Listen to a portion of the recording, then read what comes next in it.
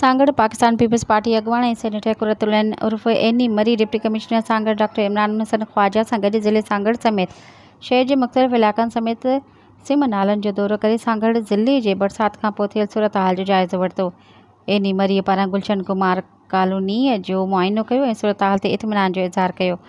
इन मौक़े ते senator Qurratul Marri deputy commissioner Sanghar doctor Imran Hasan Khawaja media सां ॻाल्हाईंदे चयो त अवाम खे ॾुखे वक़्त में अकेलो न छॾियो वेंदो। गुलशन कुमार कॉलोनी मुतासिरीन लाइ पुलिस लाइन्स स्कूल में क़ाइम कैंप जो दौरो करे मसइलनि ऐं मौजूद सहूलियतुनि बाबति ॼाण वरिती।